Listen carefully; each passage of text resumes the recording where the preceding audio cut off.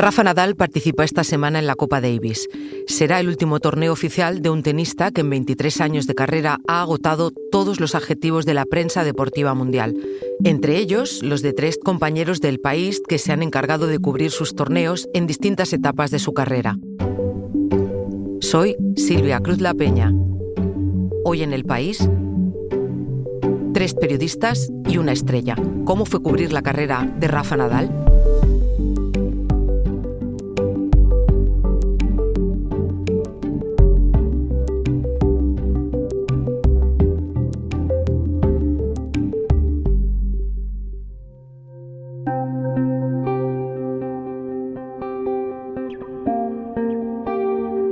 El primer periodista del País en contar la vida deportiva de Rafa Nadal fue Manel Serras, autor también de Crónica de un fenómeno, un libro dedicado al tenista mallorquín. Hoy Manel vive en Arbúcies, en Girona, en un entorno rural rodeado de ríos y bosques y muy lejos del ruido del circuito del tenis. Aquí hay una mesa y un banco, podríamos hacerlo allí, si te parece. Soy Manel Serras, periodista del País, y trabajé con Rafa Nadal durante sus primeros años, sobre todo cuando se estaba presentando en Wimbledon. Recuerdo que su manager nos dijo: oye, venid, que os voy a presentar a un chaval que está jugando muy bien, que dará mucho que hablar y tal. Y pues sí, entonces no sé si tenía 15 años o 16 años y estaba allí metido para jugar el Junior. Y Rafa, pues entré en contacto con él esta vez, ¿no? Y recuerdo también ya que en aquella época, pues su tío, que para mí es una de las personas que más ha influido en su carrera tenística y en su vida personal, ya le dijo: oye, acabas de ganar el infantil, pero no te creas que es una gran cosa, porque si vas mirando la lista de jugadores que han ganado el infantil de España, te das cuenta de que muchos de ellos no han llegado a nada. Al margen de ser su entrenador, su tío fue un mentor, una persona que le condujo por la vida, que le dijo las cosas que podía y no podía hacer, ¿no? Y en este sentido pienso que le ayudó muchísimo, no solo en la vida, sino también que toda esta expectativa, toda esta proyección vital le ayudó después a conformar una carrera brillantísima como la que ha tenido Rafa. Hay muchas otras anécdotas que lubrifican un poco esta idea de comunicación con su sobrino, ¿eh? Por ejemplo, cuando era pequeño, ya nos contó Tony, que cuando Rafa era pequeño y hacían partidos de fútbol en el garaje de su casa, y ahí estaba Miguel Ángel Nadal, que era jugador de fútbol del Barcelona y que tenía un historial. Pues Rafa siempre elegía a Tony en vez de elegir a Miguel Ángel para jugar los partidos de fútbol que jugaban allí entre ellos, ¿no? ¿Por qué? Porque Tony le había comido el coco hasta tal punto que él creía que el bueno del fútbol era Tony, no era Miguel Ángel. Le hacía vivir en un mundo imaginario y tal, y le iba modelando para que al final tuviera la personalidad que ha tenido Rafa. Tenía una convicción tal en la victoria que cuando su rival empezaba a perder un set, se desequilibraba, o sea, tenía clara constancia de que Rafa no iba a fallar, de que Rafa ahí iba a ir hasta el final. Y eso para mí fue crucial en toda su carrera. Es más, yo creo que Rafa ha sido un jugador que ha tenido muchas lesiones a lo largo de su vida. En realidad, cuando empezó a jugar como profesional, le surgió una lesión en el pie, que yo hablé con un podólogo que lo llevaba, uno de los mejores podólogos del mundo, y hablé con él y me dijo: no, dice, un par o 3 de años aguantará, ¿eh? Pues mira, ha llevado una carrera de 20 y pico de años ahí en primera fila y dándolo todo y salvando este problema.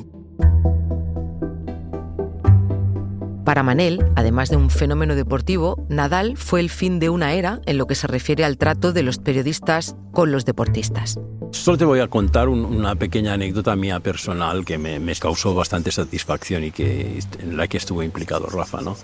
El mundo deportivo ofrece uno de los mejores premios a los periodistas deportivos, que es el premio Juan José Castillo. Juan José Castillo fue mi primer director en el mundo deportivo, porque empecé a trabajar en el mundo deportivo y después pasé al País. Para mí fue un orgullo tremendo que me dieran este premio.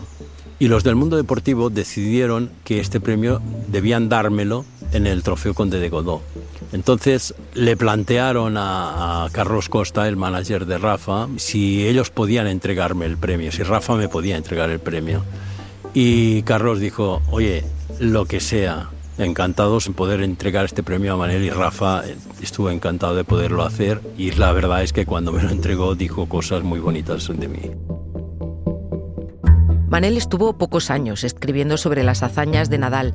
En el periódico, él también escribía sobre Fórmula 1 y en aquel momento Fernando Alonso se acababa de convertir en bicampeón del mundo, mientras que Rafa Nadal apuntaba a ser un deportista de época. Manel estaba cubriendo a dos de los mejores deportistas españoles de la historia y era demasiado para una sola persona. Yo escribí de tenis en El País hasta 2007 aproximadamente. Después escribí de Fórmula 1 y la Fórmula 1 ya estaba en un apogeo total. Y entonces desde la sección me dijeron, creemos que deberías dedicarte por completo a la Fórmula 1 y abandonar el tenis, dejarlo, que ya está entrando Mateo y tal. Y dije, bueno, a ver, para mí es un dolor lo que me estáis planteando, no me gusta. Pero lo acepto. Ahora, yo siempre quiero mantener las crónicas del Godó. Me dijeron, ningún problema, lo haces tú y tal. Y allí fue donde pude mantener todo el contacto con el tenis, que lo iba siguiendo, evidentemente, a pesar de que no escribiera ya tanto de tenis, ¿no? El aludido le responde a Manel desde Madrid. Lo que sí me acuerdo es de que Manel, el santo Job, una paciencia conmigo infinita, porque me ayudó muchísimo, con contactos, con fuentes, pero no solo con eso, sino con la infraestructura de cómo organizar la cobertura de una cosa tan complicada como es seguir a una figura del máximo nivel en un deporte tan internacional como el tenis, que todos los años te tienes que desplazar pues casi 100 días o más al extranjero, y no es evidente cómo organizar eso para que la cobertura salga bien, que no sea extremadamente cara, que tengas acceso al personaje al que sigues y a todo lo que le rodea. Pues soy Juan José Mateo, periodista del diario El País desde el año 2004. Estuve siguiendo a Nadal desde 2007 a 2015 y ahora mismo estoy especializado en periodismo político, en información y en la sección de comunidades del diario El País. Mi compañero Juanjo fue quien siguió a Nadal en su época de mayor apogeo, el que lo vio llegar a la cima y convertirse en uno de los mejores jugadores de tenis de la historia y en el mejor deportista español de todos los tiempos. La primera vez que estuve con Nadal fue en un Masters de Madrid, cuando todavía se jugaba en el Rocódromo, en la Casa de Campo. Parece que eso es la edad de piedra, pero ocurrió. Eso ocurrió, no siempre se jugó en la Caja Mágica, este edificio futurista que nos montaron aquí en la capital. Y ahí fui donde me acerqué por primera vez al tenis y a la figura de este deportista, que ya se sabía que iba a ser muy especial, pero nadie podía imaginarse que llegaría a ser lo que luego ha sido.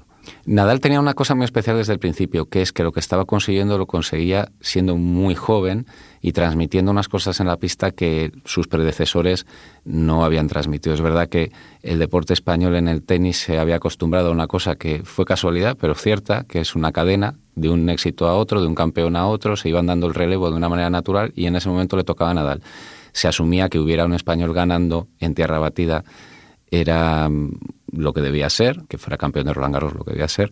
Lo que ya no era tan normal es que lo hiciera con la edad que lo hacía, de la manera que lo hacía y apuntando a que pudiera ser un deportista multisuperficie, un tenista que además de en tierra batida pudiera ganar también en hierba, pudiera ganar también en cemento.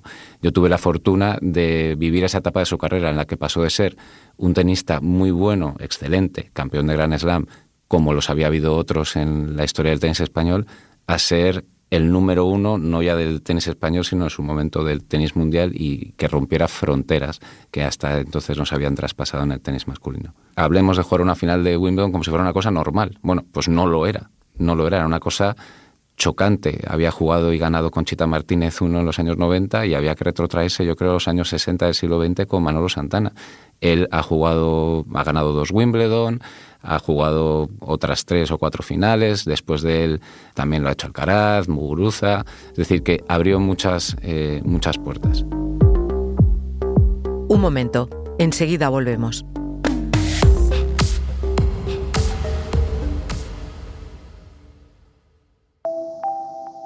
Se cumple un año desde que Javier Milei se convirtiera en el presidente de Argentina.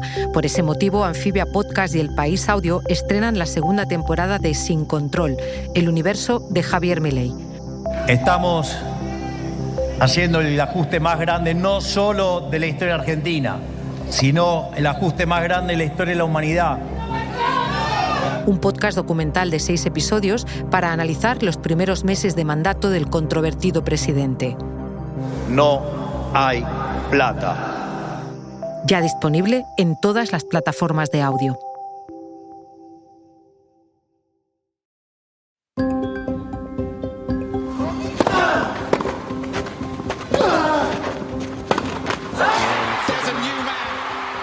Es imposible elegir un solo momento porque pocos deportistas habrán tenido una colección de partidos épicos, soñados y significados en su carrera. Es verdad que todo el mundo elige la final de Wimbledon porque significó muchas cosas. Primero, un cambio de guardia, porque se pasó de Roger Federer intocable a un número 1 que iba a ser Rafa Nadal. No lo consiguió en ese partido, pero lo consiguió unas semanas después en los Juegos Olímpicos de Pekín.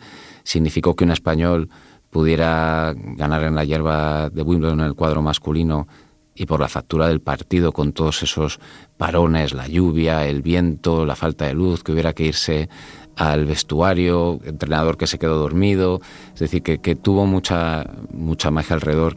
Yo he visto cientos de partidos en directo, pero probablemente ninguno con la electricidad que había en ese ambiente, la implicación del público y sobre todo con la calidad del juego en la pista. Uno puede volver a ver ese partido hoy y se sigue asombrando, ¿no? Pero ¿cómo pudo meter ese golpe Nadal? ¿Cómo pudo hacer ese passing Federer?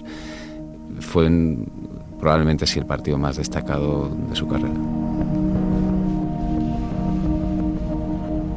Bueno, Nadal, como todo el mundo, con el paso de los años ha cambiado y ha crecido y ha madurado y se ha transformado. Primero había al otro lado de la grabadora pues un chaval, un deportista, muy apasionado de lo que hacía, pero sin gran discurso sobre nada más, ¿no? Pues lo normal en una persona de 17, 18, 19 años.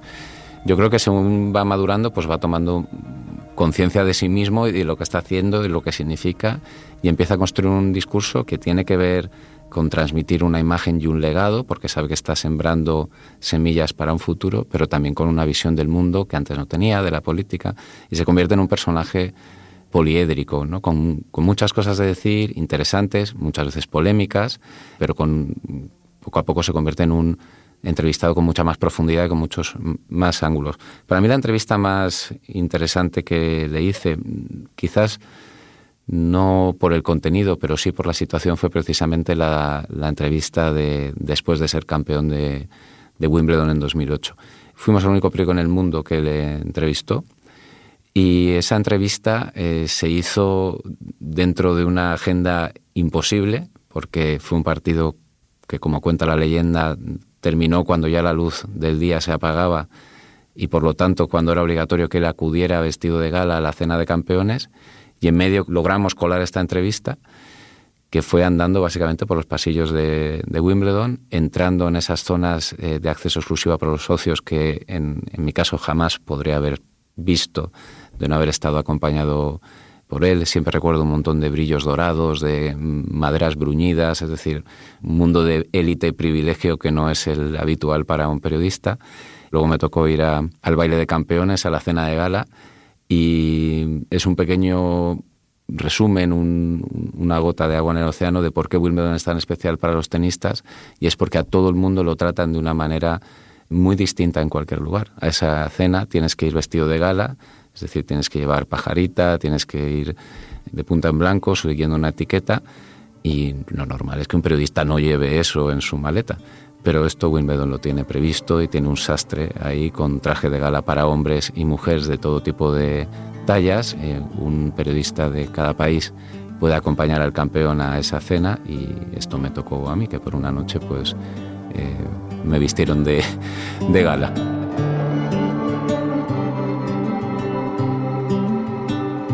Tengo que reconocer que he sido muy afortunado porque el país me ha enviado como corresponsal de tenis a todos los puntos del planeta en los que podía haber una historia importante sobre Nadal y el tenis en general.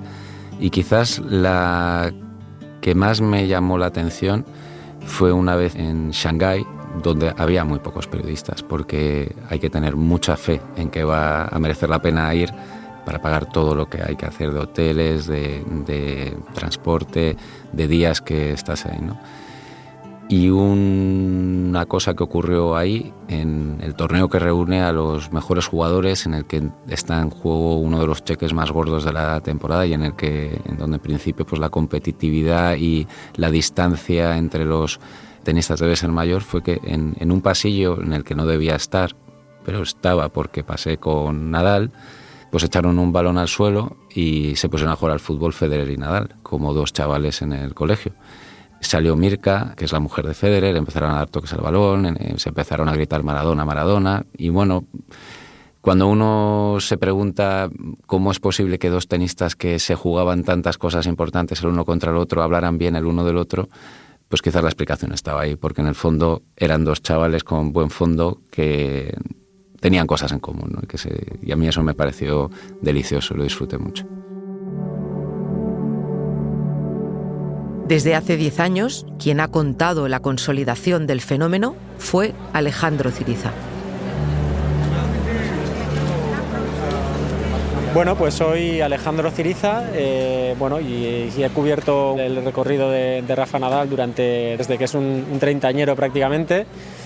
Y bueno, ahora mismo nos encontramos en el aeropuerto de Barajas, en la T4, y ¿por qué estamos aquí? Pues bueno, estamos aquí porque para mí, si algo simboliza durante todos estos años un poco mi carrera asociada a Rafa, es fundamentalmente esta terminal. ¿Por qué? Porque Nadal para mí significa viaje, significa viajar, significa desplazarme por distintos rincones del mundo y aquí estamos. La primera vez que lo entrevisté fue precisamente en el O2 de Londres, en el Arena de Londres que está en Greenwich. Bueno, he de confesar que obviamente tenía mi puntito de inquietud, ¿no? Sobre todo porque ya había coincidido con él en ruedas de prensa y en otros espacios, ¿no? Pero digámoslo así, que un cara a cara personal no lo había tenido, y la verdad es que fue una situación muy, muy especial. ¿Por qué? Recuerdo que fue una Copa de Maestros en la que él ese día acababa de perder con Andy Murray en semifinales, ¿vale? Con lo cual, además, a mí me tocó empezar a trabajar con Rafa en un momento especialmente complicado. ¿Por qué? Porque era probablemente una de las peores rachas a nivel de resultados de toda su carrera. Entonces coincidía que no le estaban yéndole del todo bien las cosas, y ese día a mí me dieron la oportunidad de hablar con él por primera vez, y me impactó bastante la cercanía o la normalidad de la situación. Es decir, primero me recibió, me abrió las puertas del vestuario, lo cual tampoco suele ser muy habitual, que una figura de primera línea te abra su camerino, por decirlo así, y te abra las puertas de su vestuario. Y era un día bastante particular. ¿Por qué? Porque él, después de jugar ese partido contra Murray, él, después de atender a los medios de comunicación, etcétera, él y su familia estuvieron viendo un partido entre el Madrid y el Barcelona en el vestuario. Que más que un vestuario, para que la gente se haga una idea, es más, por lo menos en Londres, es desde luego más como un camerino, digámoslo así, con su espejo, sus luces, su sofá. Es un concepto de vestuario un poco distinto.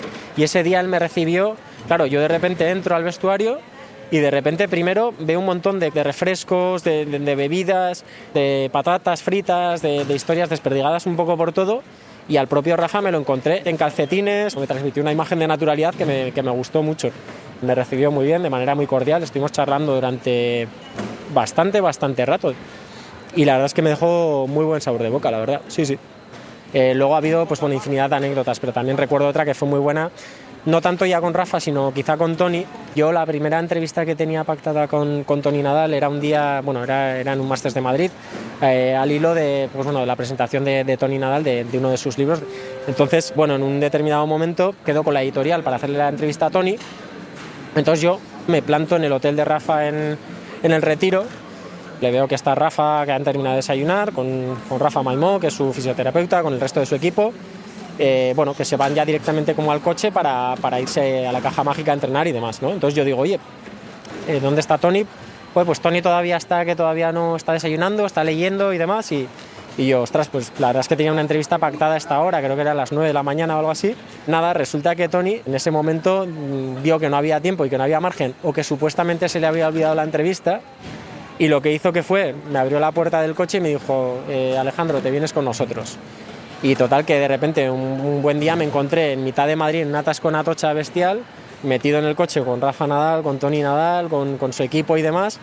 Además, era una entrevista delicada porque era una entrevista un poco en un instante en el que Rafa en ese momento había admitido que estaba sufriendo bastante ansiedad y bastantes problemas a nivel de control de emociones en la pista y demás. Yo no pensaba que iba a tener que hacer la entrevista con Rafa Nadal sentado en el asiento de adelante leyendo un periódico, ¿no? Mientras le hacía las preguntas a su tío.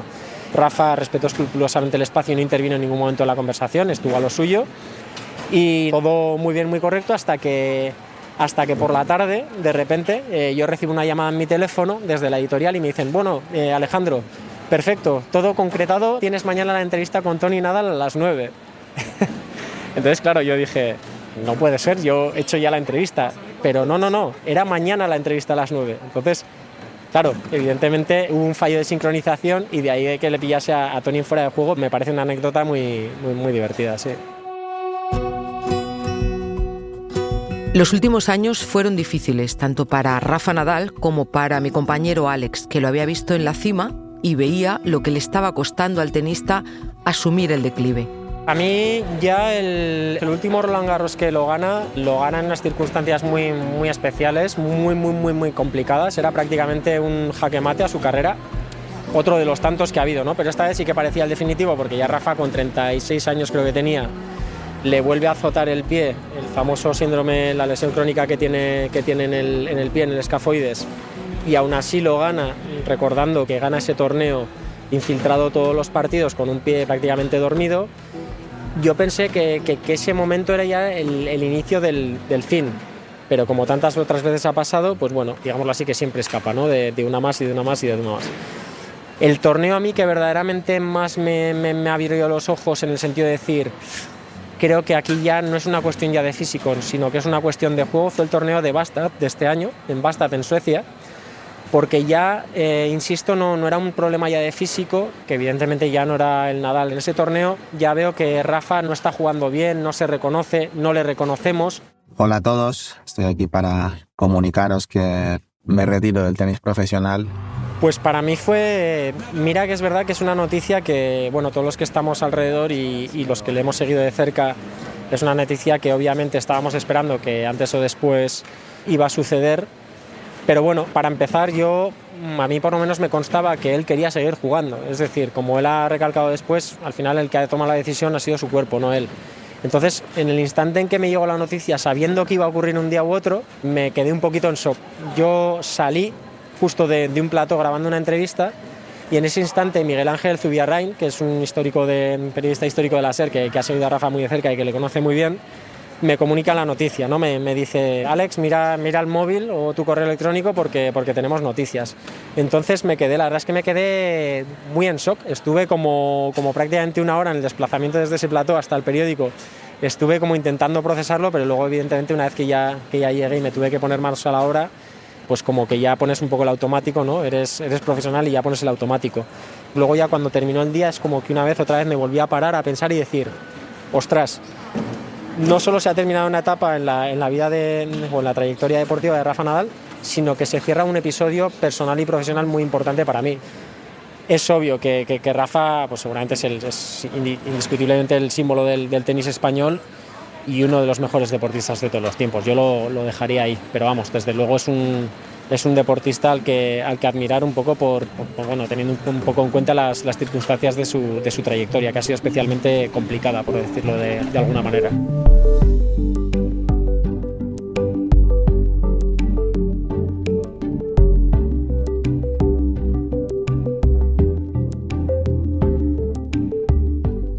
Este episodio lo ha realizado José Juan Morales. El diseño de sonido es de Nicolás Chavertidis. La edición de Ana Rivera. Yo soy Silvia Cruz La Peña y he dirigido este episodio de Hoy en el País. Gracias por escuchar.